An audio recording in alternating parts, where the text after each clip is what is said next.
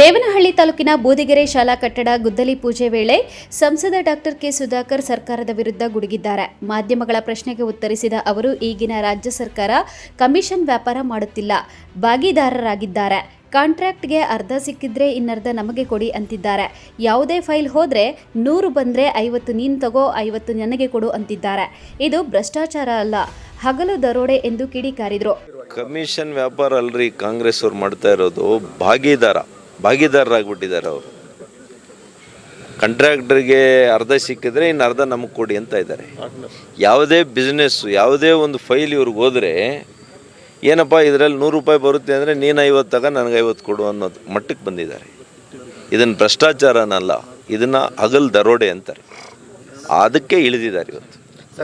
ನಾನು ಹೇಳ್ತಾ ಇಲ್ಲ, ಇದು ನೀವು ಯಾವುದೇ ವರ್ಗದ ಜನರನ್ನು ಕೇಳಿ ಇವತ್ತು ರಾಜ್ಯದಲ್ಲಿ ಅವ್ರು ಎದುರಿಸ್ತಾ ಇರುವಂಥದ್ದು ನಾನು ಹೇಳ್ತಾ ಇದ್ದೀನಿ ಅಷ್ಟೇ. ಕೇಂದ್ರ ಸರ್ಕಾರದ ನಾನು ಆಪಾದನೆ ಮಾಡ್ತಾ ಇಲ್ಲ.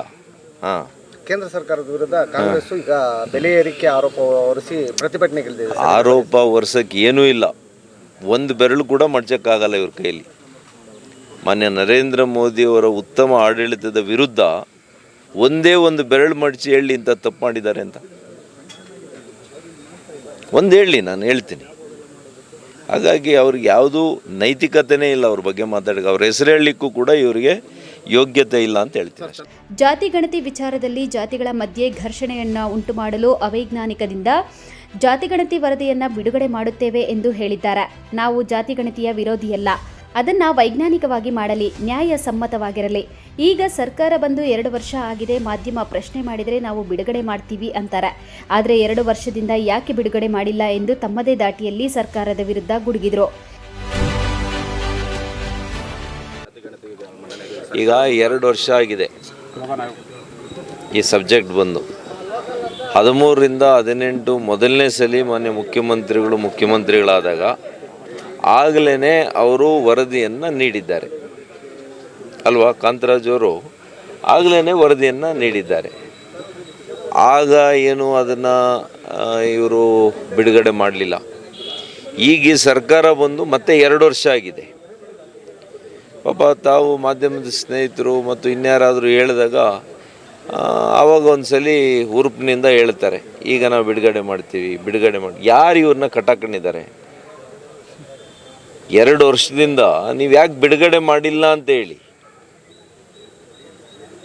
ಹಾಗಾಗಿ ಸುಮ್ಮನೆ ದ್ವಂದ್ವವನ್ನು ಇವರು ಮಾಡ್ಕೊಂಡು ಜಾತಿಗಳ ಮಧ್ಯೆನೇ ಒಂದು ರೀತಿಯಲ್ಲಿ ವ್ಯಾಜ್ಯವನ್ನು ಉಂಟು ಮಾಡುವಂಥ ಪ್ರಯತ್ನ ನಿರಂತರವಾಗಿ ಕಾಂಗ್ರೆಸ್ನಿಂದ ಹಿಂದೆ ಧರ್ಮಗಳು ಮಾಡ್ತಾಯಿದ್ರು. ಈಗ ಇನ್ನೂ ಕೂಡ ಒಂದು ಹಂತ ಕೆಳಗಡೆಗೆ ಹೋಗಿದ್ದಾರೆ. ಧರ್ಮಗಳ ಮಧ್ಯೆ ಘರ್ಷಣೆ ಉಂಟು ಮಾಡ್ತಾಯಿದ್ರು. ಈಗ ಧರ್ಮಗಳಿಗಿನ್ನ ಒಂದು ಹಂತ ಆಯಿತು. ಆ ಹಂತಕ್ಕಿಂತ ಕೆಳಗಡೆ ಹೋಗಿ ಜಾತಿಗಳ ಮಧ್ಯೆ ಕೂಡ ಘರ್ಷಣೆ ಉಂಟು ಮಾಡಲಿಕ್ಕೆ, ವ್ಯಾಜ್ಯವನ್ನು ಉಂಟು ಮಾಡಲಿಕ್ಕೆ ಅವೈಜ್ಞಾನಿಕವಾಗಿ ಅವ್ರು ಏನು ಮಾಡ್ತಾ ಇದ್ದಾರೆ. ನಾವು ಜಾತಿ ಗಣಿತಿಗೆ ವಿರೋಧ ಇಲ್ಲ, ಅದು ನ್ಯಾಯಸಮ್ಮತವಾಗಿರಬೇಕು, ವೈಜ್ಞಾನಿಕತೆಯಿಂದ ಕೂಡಿರಬೇಕು, ನಿಯಮಗಳನ್ನು ಸರಿಯಾಗಿ ಮಾಡಬೇಕು. ನಿಯಮ ಬಾಹಿರವಾಗಿ ಅವ್ರಿಗೆ ಯಾವ ರೀತಿ ರಾಜಕೀಯಕ್ಕೆ ಯಾವ ರೀತಿ ಅವ್ರಿಗೆ ಲಾಭ ಆಗಬೇಕು ಆ ರೀತಿಯಲ್ಲಿ ಅವರೇ ಎಲ್ಲೋ ಕೂತ್ಕೊಂಡು ಅದನ್ನೆಲ್ಲ ಬರೆಸ್ಬಿಟ್ಟು ಅದನ್ನು ವರದಿ ಅಂದರೆ ಅದನ್ನು ಒಪ್ಕೊಳ್ಳೋಕ್ಕಾಗಲ್ಲ. MMTV news bureau, Devanahalli.